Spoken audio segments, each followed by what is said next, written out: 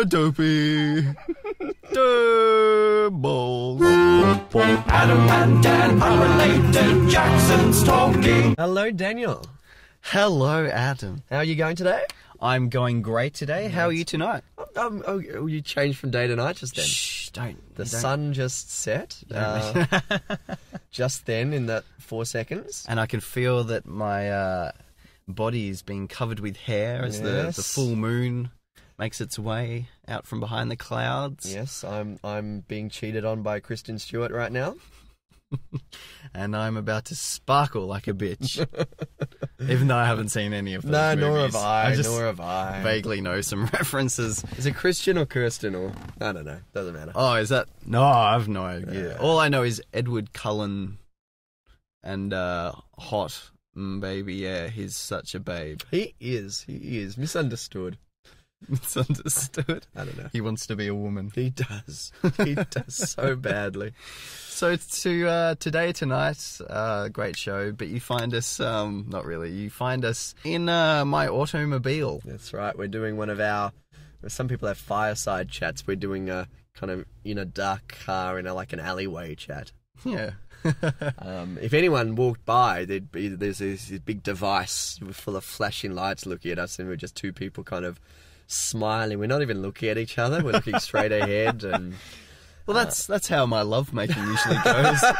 Lots of flashing lights, no eye contact. No eye contact, just straight ahead. And people walking past the bus shelter going, what are they do? Oh.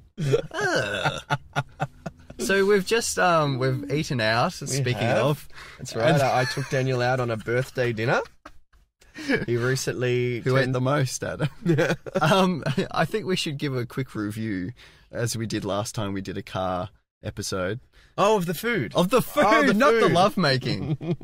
It is fogging up a little in here. It is. It's going to be quite sus in about 20 minutes. That's all I need. 20 minutes, between 30 seconds and 20 minutes. That's right. So it was recently Daniel's birthday, and so I took him out today we went to a Malaysian place. What? Yum, yum, yum. It was quite delightful. I had beef rendang and... Or don't expect me to remember what I had. What are we talking about? What's our recap here then? No, true. People just wanted to know what we had for dinner tonight. This is quality podcast. Well, you know what I had. Yes. I had vegetarian curry puffs. Bean curd. Oh, I had bean curd. In egg sauce. Yeah. That was vaguely seminal. You mean religious? No. Well, I mean, could be. Semenish. Religious. Catholic. I mean... So... Cummified. I think the curry puffs that I had were 5 out of 5. Ooh. 10 out of 10. Oh, they were really tasty. Was it 15 out of 15 as well, or 30 out of 30? Wow, 5 by 5. That's good. Yeah, that's really it was good. The curd as a dish.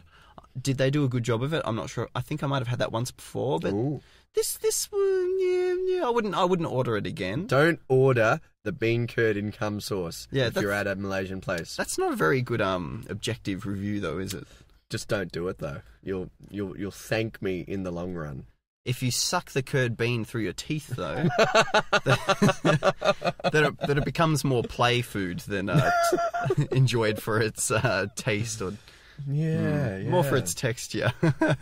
What about you? What do you give the restaurant the experience? Well, it was a rather rude waitress. She was rather curt, wasn't she? She was curt with your curd. She didn't beat around the bush. She didn't beat around her bush. No, so there wasn't that kind of entertainment. She was displeased that you asked for water as your drink. I think that's what did it. She was all brightness and sunshine until you said, "Oh, I'll just have some water," and then she nearly threw it in your face. It was. She may as well, just poured it down my back. Yeah, instead it was quite a sight the way. She stared daggers at you, and we had to try and order extra courses just to placate her. Yeah, because she was from kicking us out. Yeah, or from providing her own seminal fluid or whatever the female version would be called. Well, it wouldn't be seminal. It would be What on earth would you call the female version? Well, it would just I'm be... open to you making up some names. Well, Bucket o' cum? Labiation. Wow. I'm not going to even try and top that. Or libation, because it's a Labian libation, so it's like a drink. Like a cocktail. Is that on ice? See what I did? Yeah.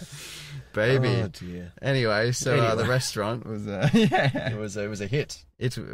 Yeah. And then we went to another place to have some dessert, and we had the same experience. I So, I feel I am being. You'll have to put the words in my mouth. Oh. But I don't have a good time with these waitresses because of my lack of wanting to drink of the alcohol, the tea, or the coffee, or the juice. Yeah.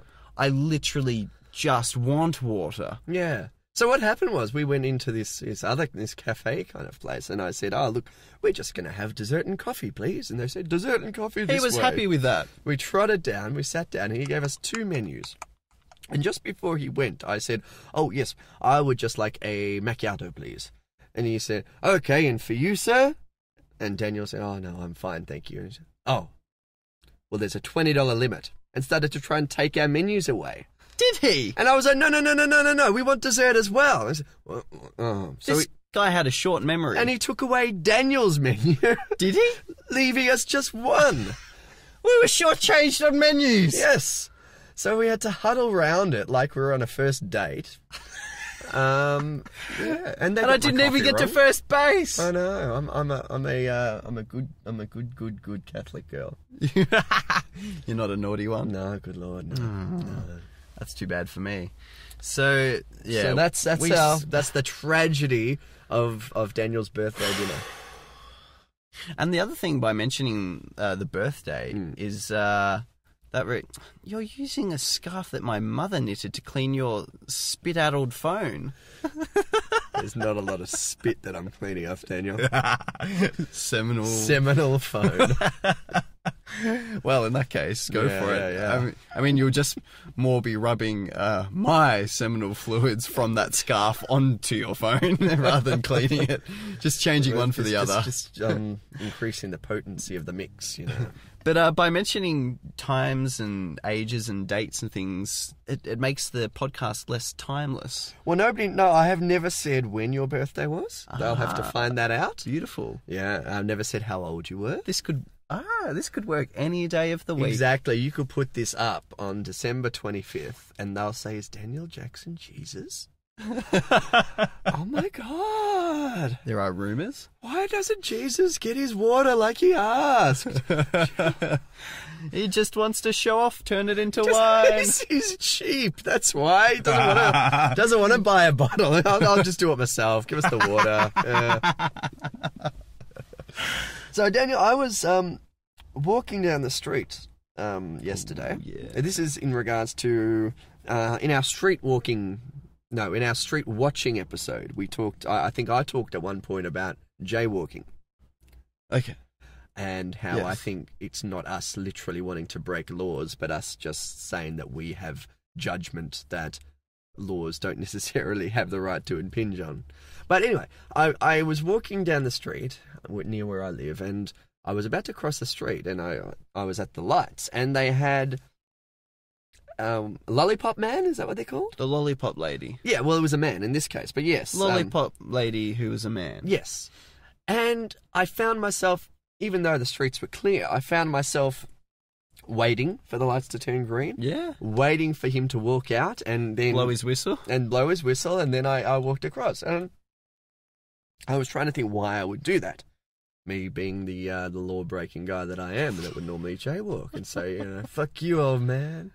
And I realised it wasn't out of politeness, and it wasn't because somebody was watching, so I didn't want to, break the law. But it was to keep him company. Not even to validate him, because that's what you do. And it got me thinking about kind of going along with things. So it's what you do. And if I didn't do that, it would be a kind of it wasted me all of two extra seconds in my life. So it didn't disadvantage me. But it validated the reason he was there, and therefore validated him. And it made me think of all the other times, because I'm a performer.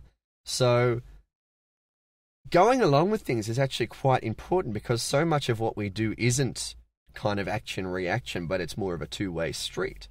And in a way, we have that obligation. So if we go to see a comedian, even if he's not funny, we have to find an opportunity to laugh, because, that's why you're there.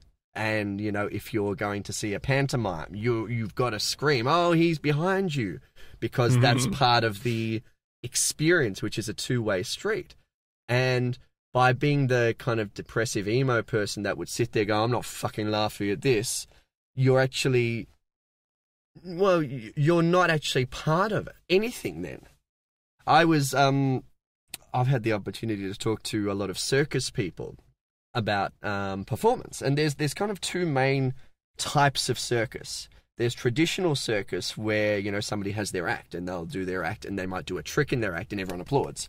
And then they'll do a bigger trick and people applause. And then they'll do a bigger trick and people applause. And that's how it's done.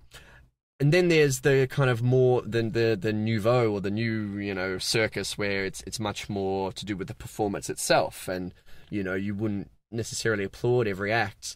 And, there might even be like a narrative, and you'd wait till the end and you just clap at the end if you like the show. And for a long time, because I was a more kind of arty person, I thought that way was the way to go. And therefore, when I saw traditional circus, I wouldn't clap it when they did a trick. Oh, no, I like this, but I'll wait till the end. Because, I'm going to, I appreciate it, but I'm not going to, that's stupid what you're doing. You don't have to fucking do this for my applause. You should just do it because you're a performer. But then I realized as I get older that going along with it is actually your part of this performance. And if he's doing a trick and going, ta-da, it's your job to clap. Unless he was rubbish. But if he's good, even if you think, well, my convention says I should wait to the end, being involved in this gives you almost the responsibility to kind of go with it and go, oh, I appreciate that, I'll clap that. Because that is unapologetically the way traditional circus works. Does that make sense? Do you go along with things, or do you revolt against that? Are you the kid that doesn't laugh at stuff and doesn't? No, I strongly feel my role in that sort of situation, except when it comes to clapping in time to music at the end of a concert. And why is that? I just fucking hate that. So everybody else's app go, yeah. I was going to sing a musical song then. Oh, Peace Train, holy roller, everyone up on the Peace Train. You're the one person sitting there, hands crossed. I'm not fucking doing that. Yes, but if you're telling shitty jokes on a stage, I will feel sorry for you and make sure I laugh, even if okay. So what's the difference? Realistically, I think the proximity to... Oh, okay, there's a couple of things. With the concert, there are plenty of other people doing the clapping. And they... So it's laziness, is it? No, they don't even know... They don't even need people to clap for their performance to go off. But if it's somebody who's requiring sort of minute-by-minute feedback, and, that's going to really help the performance and their confidence... then I'm there. Like stand-up comedy, like that clown performing going, ta-da, I'm there, right? I'm right there with the clap, even if it's shit. Oh, that's good. That's good. I think there's a lot in... I mean, I'm just likening this to performance in Lollipop Man, but I think there's a lot in life that we do things that we don't... Well, that is against our instincts, because it's a two-way street, a lot of things that we do, and we kind of play these roles, and I don't think it's necessarily a character flaw in us to go along with certain things anyway. And it's almost a kind of bratty institute to revolt against it. Yeah, it's juvenile. Yeah, it is a little bit. And it's But it's also just a little bit dishonest because you're not seeing the situation as it is. You're seeing it how you want it to be. You know, we want to go to a stand-up comic and say, well, make me laugh. If you're funny, I'll laugh. Whereas it's actually not that at all. Yeah, I don't know. I think that's sort of 50-50, as in 50% they should be telling jokes that are worth laughing at. They should definitely be telling funny jokes. You're quite right there. I mean, and then, yeah, you do. Yeah, you are there to be part of the night. Exactly, and I think that's what that juvenile bratty side is trying to say. It's trying to tweak the situation to be something that it's not. Then it's sort of selfish and making it about yourself. Exactly. Rather than an exchange of energy between your yes. kundalini. No, I don't know what Exactly. I'm saying. Yeah, so look, and I think there's a lot of situations like that, like in life, where we have to kind of go along with things because it's a two-way street. Well, I lost my train of thought. that you were literally walking along, but you capped that off nicely. So with the Lollypop Lady-man, Yes. that's an interesting one though, because you were going across the road. Yes. And it just happened to be the time of day where there was a Lollypop Lady-man. Yes. And so you were almost forced sort of into that position to take part in that exchange of seminal fluids. Oh, no, I mean, nothing was stopping me from crossing the road myself. No. Although I have heard stories about absolutely Nazi lollipop men that will, like, yell and scream at you if you go when you're not supposed to. Blow the whistle and... Yes, literally swipe at scream. Apparently there's one guy in St Kilda that does that. Whoa.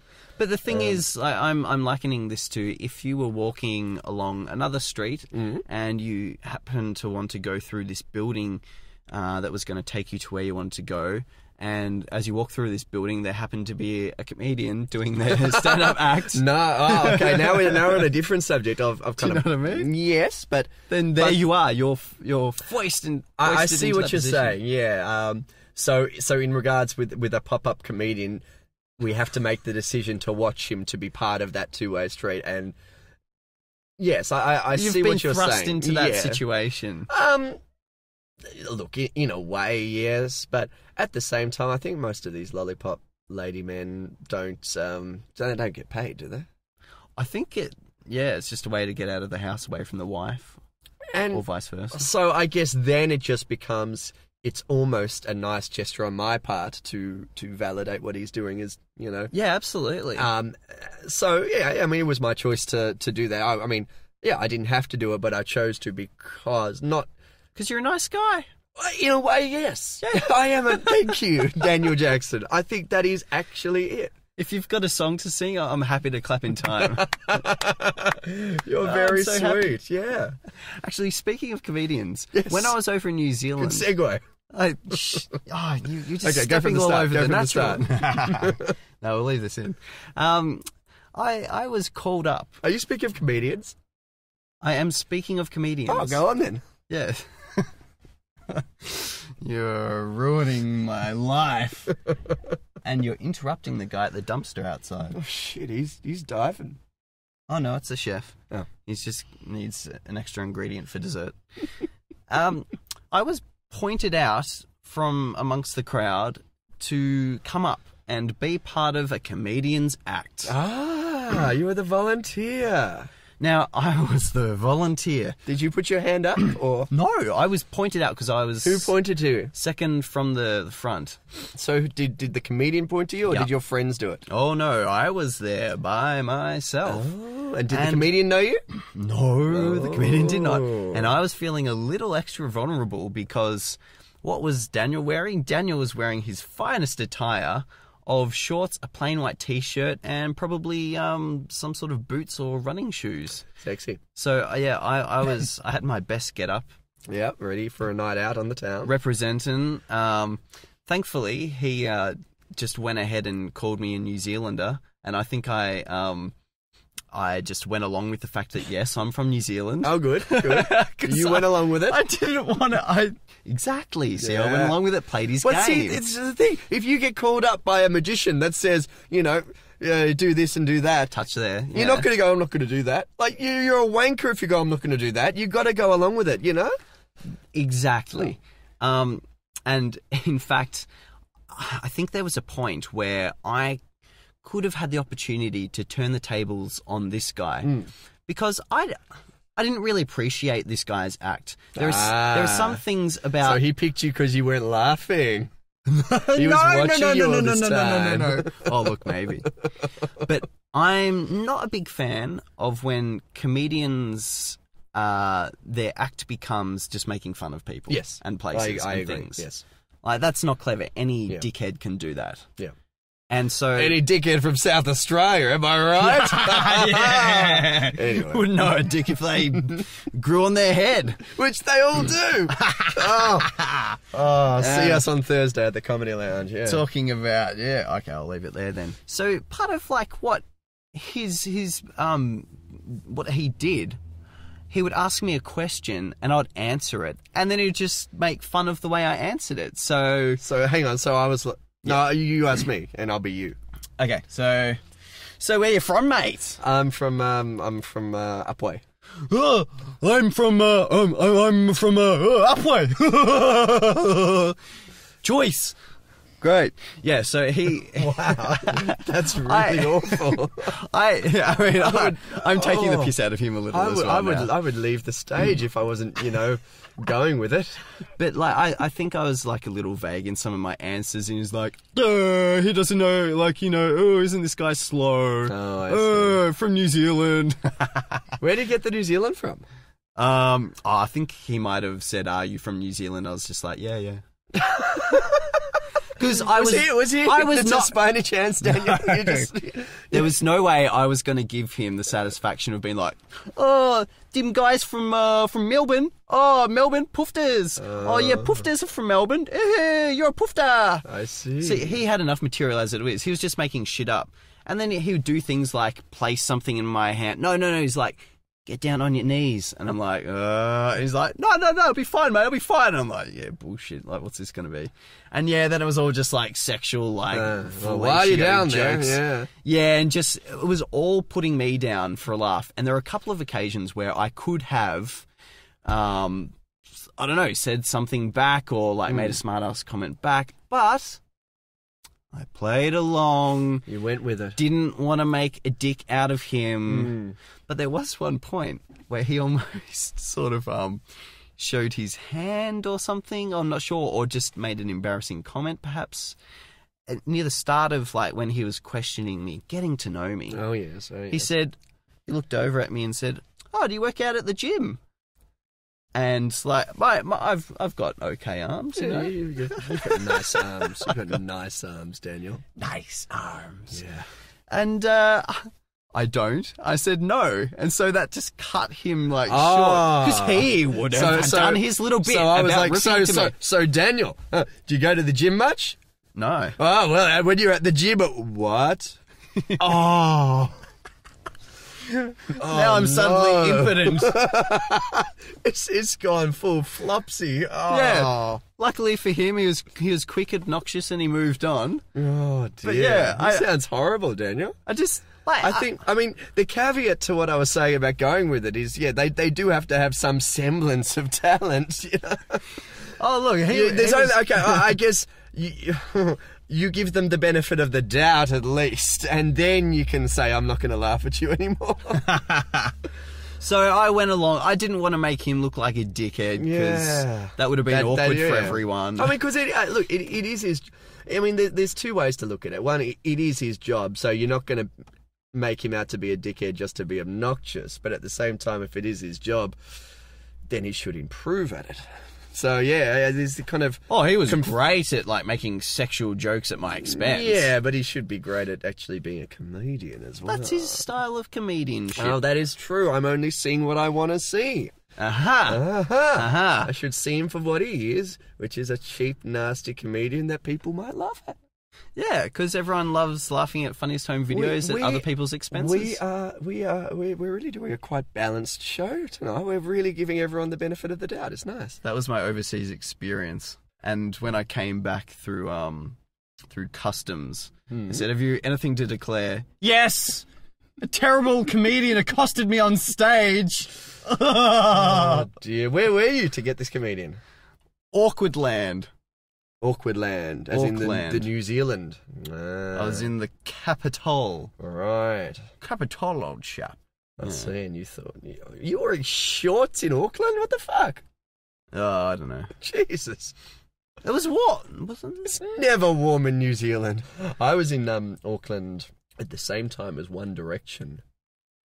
And fuck, Auckland's a scary place at night. One Direction. Oh, like, we were right in the city, and like, the hotel that we were at didn't have parking. And the car park that was next to the hotel worked in such a way, and it was such a stupid way, that I had to feed it money in the morning before 8 a.m. and then after, and once in the evening.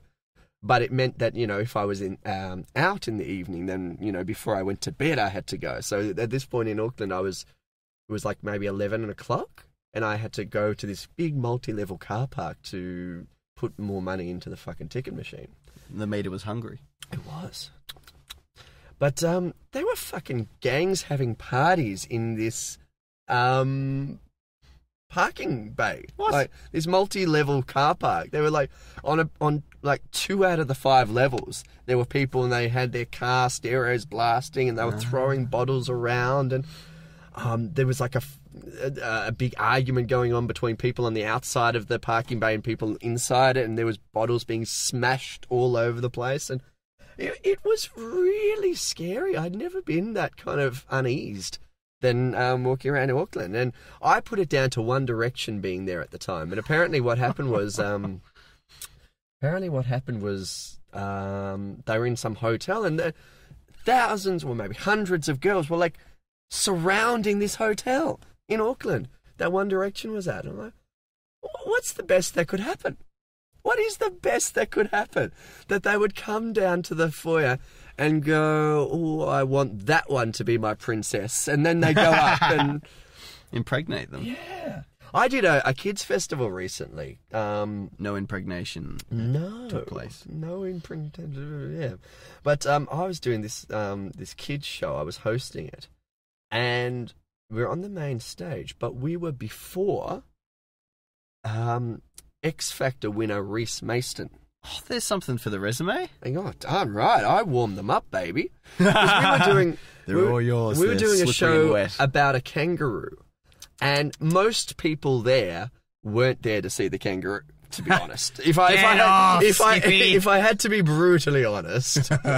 But so they were mostly there to kind of, you know, claim the real estate so that when Reese Mason came on, they would have the good seats. But I reckon I did. I got a lot of them up bouncing like a kangaroo by the end of the show.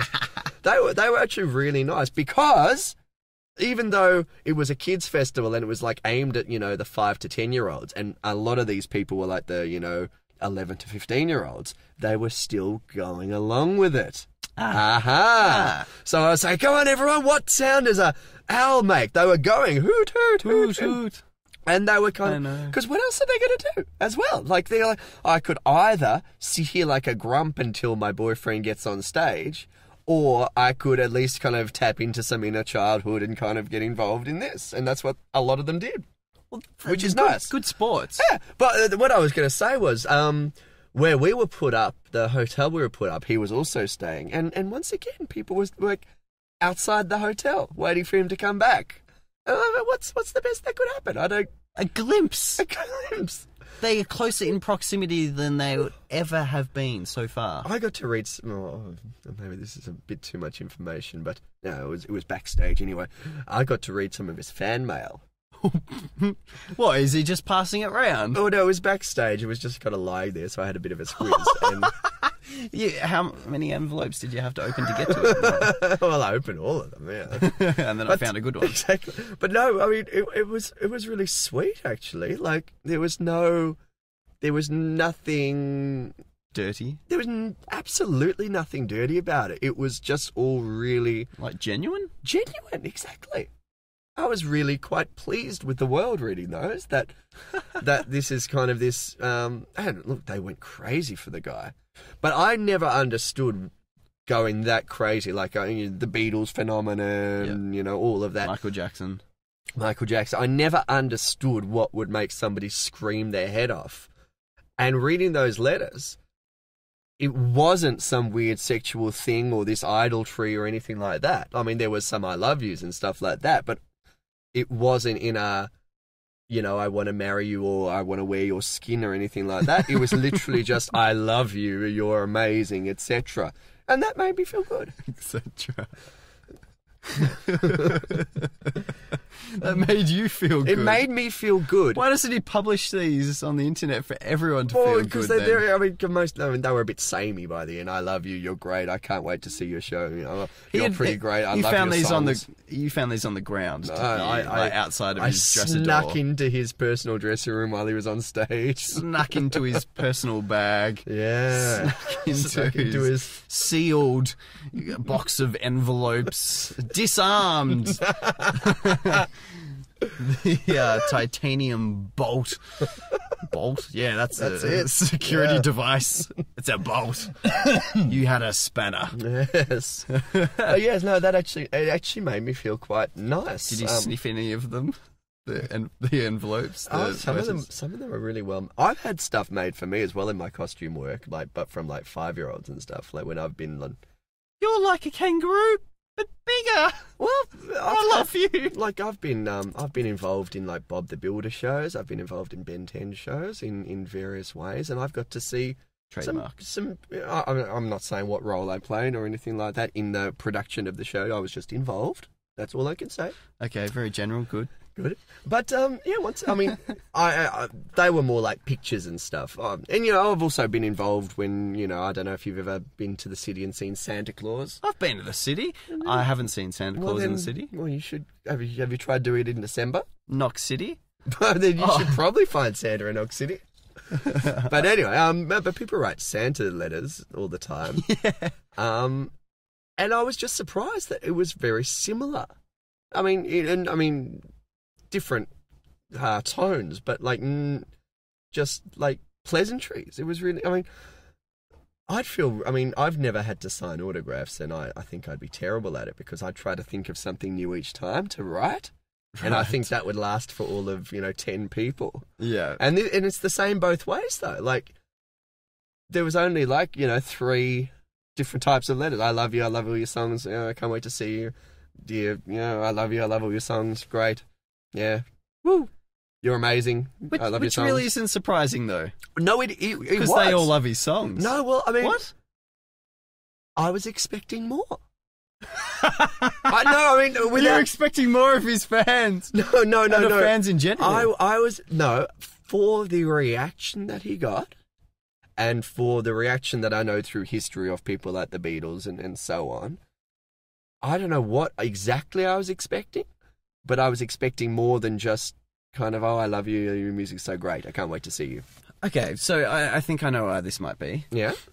Well, if you're sitting alone in your room and you get your pad of paper, you get your lipstick on, kiss the paper. Definitely. Spray your perfume Sparkles onto it. was a big thing. Sparkles. Okay, those can be annoying.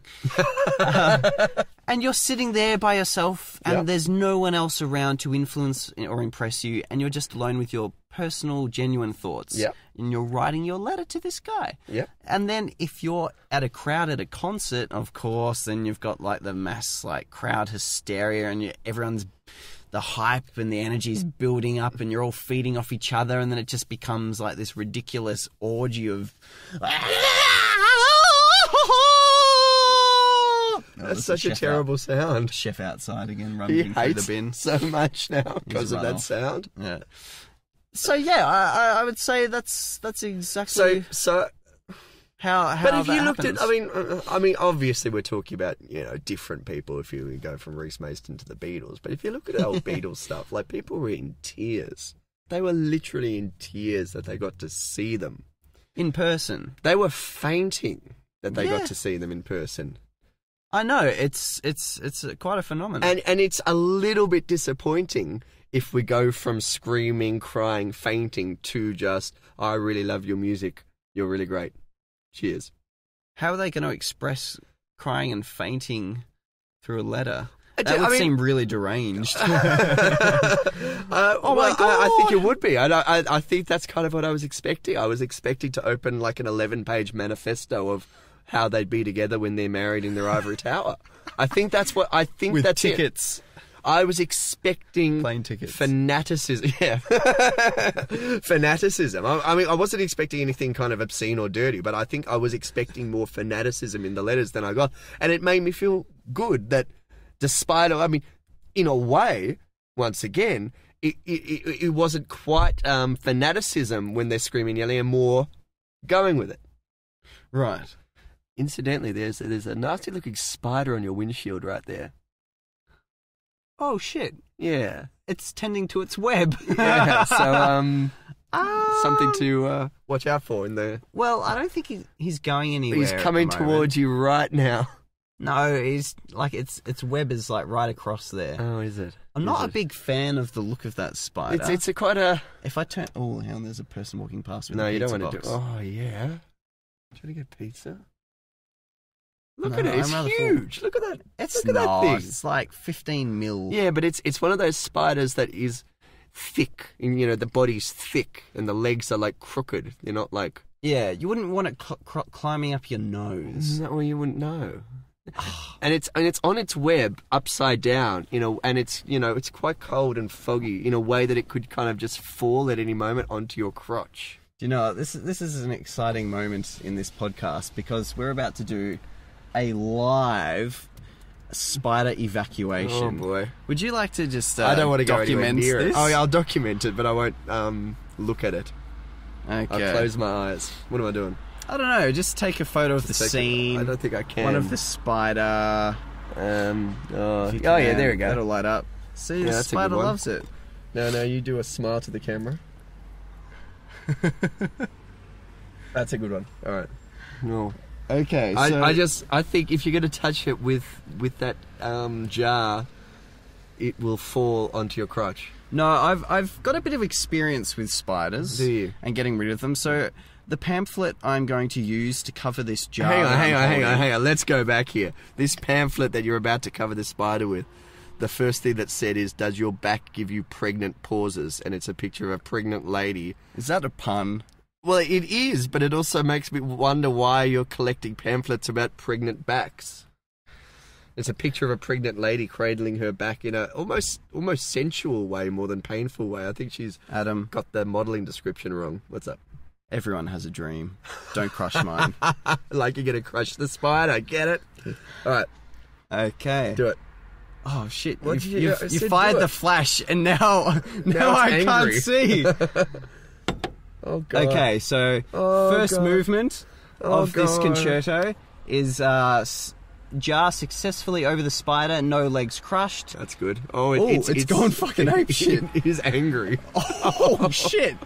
I think I might jettison this. You should get rid of the fucker. Holy shit. And not put it anywhere near me. Okay, I am going to take Especially this don't one put out it of the anywhere near your car. crotch, which is what you're doing. That's okay, as long as it can't eat through paper, I'm fine. I'll be back. It can eat through paper. He's gone. He's going. He's going to the dumpster where the chef was rooting around before, and I think we've got success. He's checking. He's double checking to see that there's no spiders on his crotch, on the pregnant pause pamphlet, on the jar. One more little look-see, and we are nothing on the shoes. I think we're Success. Now all we need to do is organise child services to look after the little babies that are inside my car. Ah, yes. Yeah, but then we'll worry about that next podcast. Yeah. That's all right. So, next show will be a dad. Collective Nice. dads. And I'll have my pregnant pause. And I think there's plenty of evidence to indicate that baby spiders can grow up as well-rounded individuals in a father and father relationship. It's just a question of if it's legal or not, you know. Well, I know that I can help them grow to be good, healthy spiders also by showing them how to project seminal fluid. Oh, that's good. To capture a mate. No, they don't capture their mate, And they don't do it with seminal fluid. Right. Well, Do you know anything about spiders, I've got Daniel some Jackson? reading to do on Wikipedia. How to be a good spider dad.